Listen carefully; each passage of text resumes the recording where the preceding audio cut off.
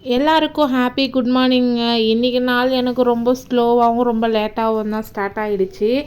ஏன்னா எனக்கு நைட்டெல்லாம் ரொம்ப கோல்டு அப்படின்றதுனால தண்ணியில் கை வைக்க முடியாமல் நைட்டு எந்த வேலையுமே பார்க்கல. எல்லாமே காலைல தூங்கி எழுந்ததுக்கப்புறம் தான் நான் ஒன்று ஒன்றா ஸ்லோவாக செய்ய ஆரம்பித்தேன். வீட்டு கிச்சன் வேலைலாம் முடிச்சுட்டு குளிச்சுட்டு சின்னதாக ஒரு கோலத்தை போட்டுட்டு அடுத்தது லன்ச் பண்ணுறதுக்காக கிச்சனுக்கு போயிட்டேன். இன்றைக்கி என்ன லன்ச் பாக்ஸ் பார்த்திங்கன்னா மஷ்ரூம் பிரியாணி.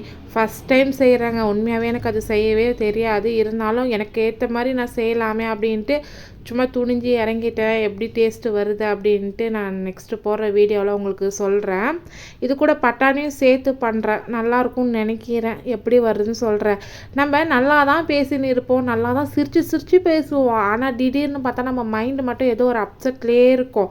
நம்ம என்னாச்சு, ஏன் இப்படி இருக்குன்னு நம்ம யோசிச்சு பார்த்தாலுமே உண்மையாகவே நமக்கு தெரியவே தெரியாது என்ன ஆச்சு, ஏன் நம்ம மைண்ட் அப்செட்டாக இருக்குது அப்படின்ட்டு. ஆனால் ஏதோ ஒரு விஷயம் நம்ம அப்செட் பண்ணிக்கிட்டே தான் இருக்கோம். அதெல்லாம் நம்ம யோசிச்சுட்டே பார்க்கும்போது இதெல்லாம் நம்ம மன பிராந்தியாக இருக்குமோ அப்படின்ட்டு விட்டுக்கடாசிட்டு அடுத்ததை பார்த்துன்னு போயிடணும்.